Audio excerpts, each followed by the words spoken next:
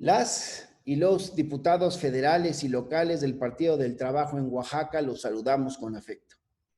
Queremos decirles que ante los recientes sucesos derivados de la pandemia del COVID-19, hacemos el siguiente posicionamiento este martes 28 de abril.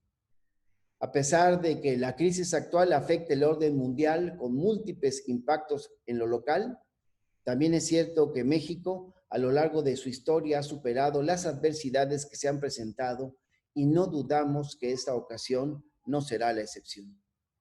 En ese orden de ideas, es menester reconocer el esfuerzo que realizan tanto el gobierno de la República como los gobiernos subnacionales por las medidas que en el ámbito de sus facultades se encuentran realizando para atemperar los estragos de la pandemia.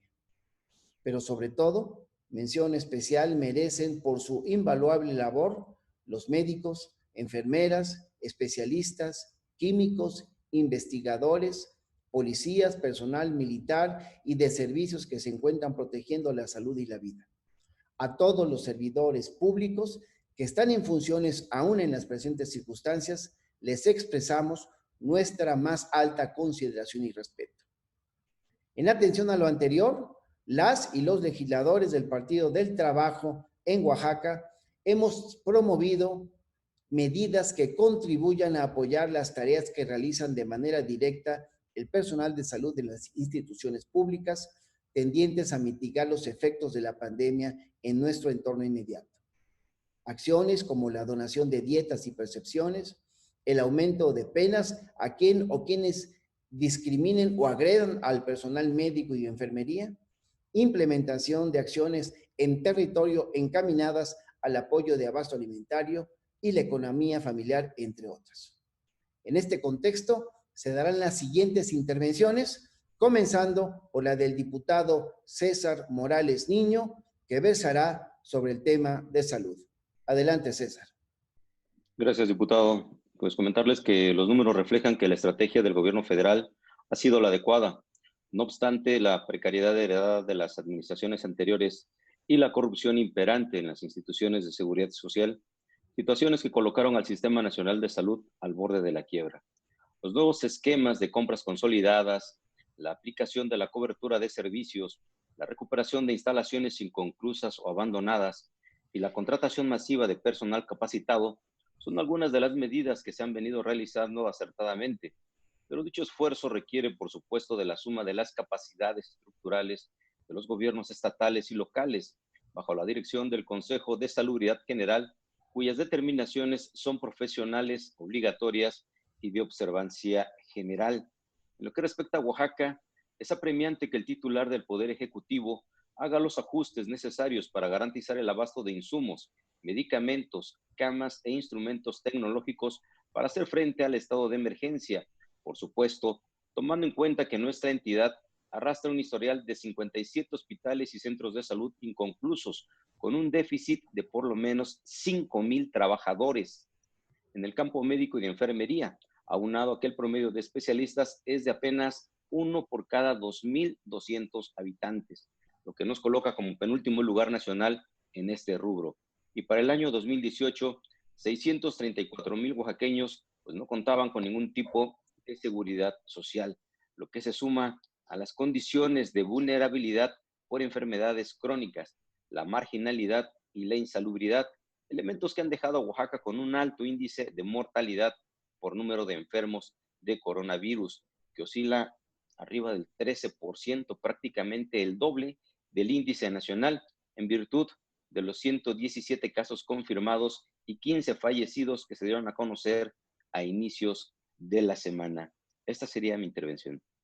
Muchísimas gracias, César. Desde el punto de vista social, tendrá la expresión, la intervención, el diputado Saúl Cruz Jiménez. Te escuchamos, mi querido Saúl. Gracias, diputado. Recordemos que 1 de cada 4 oaxaqueños vive en condiciones de pobreza, de acuerdo con datos de Coneval, siendo nuestras hermanas y hermanos de las comunidades indígenas y rurales quienes sufren mayores condiciones de marginalidad. Pues el 23% de ellos viven en condiciones de pobreza y muy por arriba del promedio nacional, que oscila en el 7%. Sin lugar a duda, el mayor impacto del coronavirus COVID-19 recaerá en estos sectores más pobres y desprotegidos, tal y como lo ha alertado la FAO. Es loable que el gobernador del estado haya anunciado un fondo especial por el orden de los 30 millones de pesos para la adquisición de 200,000 despensas destinadas a atender a carencias sanitarias de la población en situación de vulnerabilidad, motivo por el cual se propone que dichos recursos fortalezcan el programa de cocinas comunitarias en todas las poblaciones de nuestra entidad, utilizando la capacidad instalada de cada localidad, contemplando de igual forma el uso de fondas y restaurantes previamente establecidos, así como las instalaciones municipales, acciones que permitirán la reactivación económica regional y la correcta distribución de apoyos a los sectores vulnerables. Con estas acciones se pretende dar cobertura a todos aquellos oaxaqueños que no se han visto beneficiados por los apoyos económicos decretados por el gobierno del estado, que les permitirá hacer frente a esta gran situación. Esa sería mi intervención, diputado. Muchas gracias, mi querido Saúl. Ahora le corresponde su intervención al diputado Noé Doroteo Castillejos para hablar de las circunstancias en las que vivimos, pero desde el punto de vista de la economía local. Te escuchamos, mi querido Noé. La pandemia ha dejado ver con claridad meridiana las enormes deficiencias y necesidades que tenemos como Estado en materia alimentaria. Tenemos la fortuna de tener una economía muy sólida y cimentada en la organización comunitaria, nuestros tianguis, nuestros mercados, nuestra producción local. Pero también es cierto que esto que es una fortaleza, hoy día se ha visto como una necesidad de modificar. Tenemos que fortalecer la economía local y solidaria, la economía comunitaria, por decirlo de alguna manera, para que podamos mitigar los efectos de la pandemia en materia económica y de consumo y de abasto de alimentos en los siguientes meses por venir. Debe Oaxaca buscar ser autosuficiente, porque nos ha demostrado en este momento la pandemia, la contingencia, que no lo somos y que tenemos que voltear los ojos hacia esta economía local, solidaria, comunitaria, pero que debe ser fortalecida con la producción de alimentos de nuestras regiones. Es por eso que desde el Partido del Trabajo hemos visto como una necesidad ineludible el plantear un plan de reactivación del campo oaxaqueño que nos permita producir alimentos, impulsar el traspatio y, por supuesto, impulsar de manera muy fuerte la producción de básicos, maíz, frijol, para tener una mejor alimentación y no depender tanto del exterior en nuestro estado de Oaxaca. Muy bien, muchas gracias, Noé. Este punto es tan importante, el tema de la economía, que la diputada Margarita García ahora quiere retomar el tema, pero desde lo que sería la reactivación económica. Margarita, te escuchamos con mucha atención. Ok, muy buenos días a todos. La Organización Internacional del Trabajo ha planteado algunas medidas para mitigar los efectos económicos del COVID. 1. Proteger a los trabajadores en el lugar en el que laboran. Estimular la economía y el empleo. Sostener los puestos de trabajo y los ingresos. Estas medidas deben incluir la ampliación de la protección social, el apoyo para mantener el empleo, es decir, el trabajo a jornadas reducidas, las vacaciones pagadas y otros subsidios, y la concesión de ayudas financieras y desgravaciones fiscales, en particular a las micro, pequeñas y medianas empresas, además de adoptar medidas de política fiscal y monetaria, así como préstamos y ayuda financiera a sectores económicos concretos. Reconocemos el plan económico para reactivar la economía presentada por el presidente, pues por primera vez en la historia de México, ante una crisis económica, se privilegia a los estratos marginados de la población y no a las grandes empresas. Por su apoyo a las micro y medianas empresas, así como a los productores del campo, la pesca y de recursos forestales y la reducción de viáticos, gastos de operación, sueldos y aguinaldos de los funcionarios.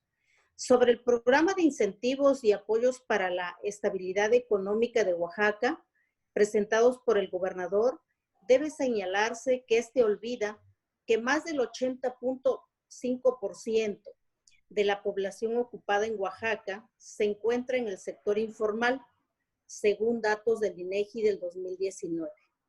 Considero necesario que se apoye, sí, a las empresas formales, pues estas son las que generan recursos al erario, pero ello no debe de dejar excluido al sector mayoritario de nuestra población económicamente activa. Es todo lo que puedo comentar el día de hoy. Muchas gracias.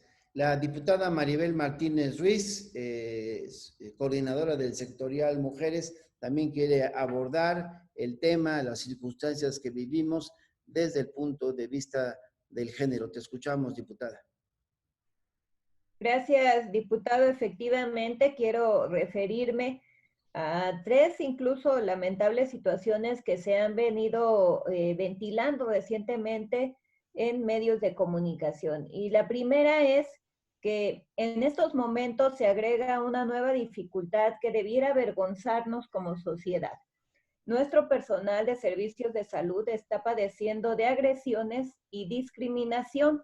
En lugar de reconocerles la enorme labor que realizan y no en las mejores circunstancias, ahora son víctimas de la ignorancia, el odio y la desinformación.